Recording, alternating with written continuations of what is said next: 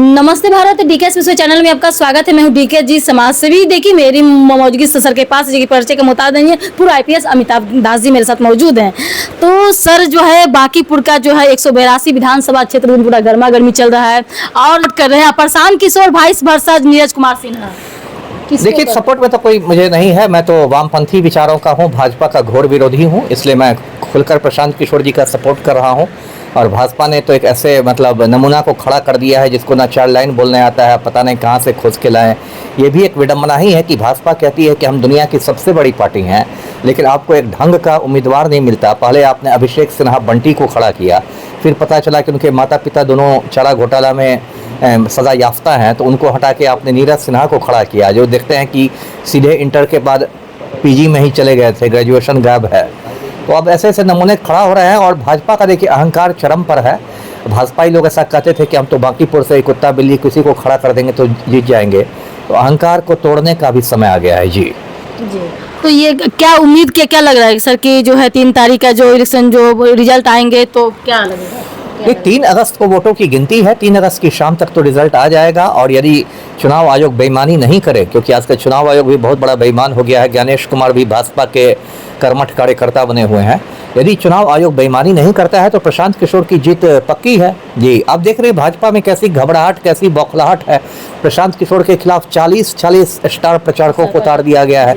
जैसे महाभारत में एक अभिमन्यु को घेरने के लिए पूरा चक्रव्यूह बना दिया था कौरवों ने, या जिस तरीके से आप भाजपा को अपना उम्मीदवार बदलने के लिए मजबूर होना पड़ा है, जिस तरह से वीणा मानवी का नामांकन रद्द कराना पड़ा है, तो भाजपा में तो बड़ी एक तरह से घबराहट है ही जी। घबराहट लग रही थी। क्या कारण रहा होगा ऐसे कि वीणा मानवी का नॉमिनेशन रद्द कर दिया गया?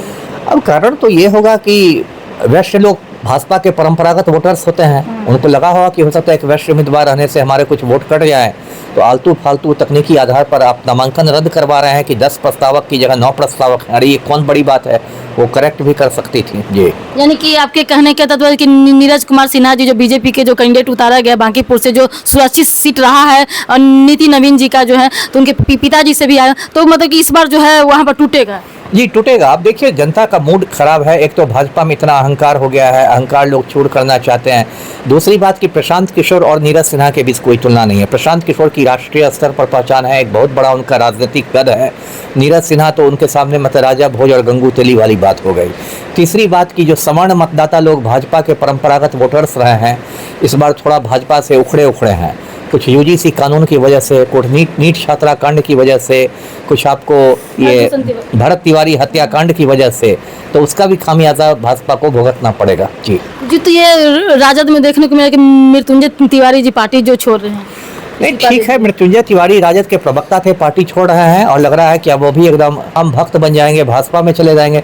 उनसे कुछ फर्क नहीं पड़ेगा। मृत्युंजय तिवारी कोई जनाधार वाले नेता नहीं है, उनका कोई मास बेस नहीं है, वो अपने दम पर एक मुखिया का चुनाव नहीं लड़ सकते, इसलिए उनके राजद छोड़ने से कोई फर्क नहीं पड़ेगा जी।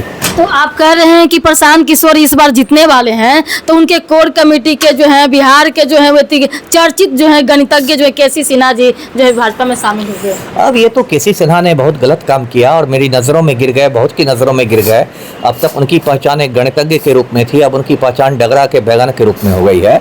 बताइए, जिस केसी सिन्हा को प्रशांत किशोर ने राजनीतिक पहचान दी थी, पिछले साल कुम्हड़ार से जन स्वराज पार्टी का उम्मीदवार बनाया था, और आज केसी सिन्हा ने कितना गलत काम किया। प्रशांत किशोर अपनी जिंदगी का पहला चुनाव लड़ा है।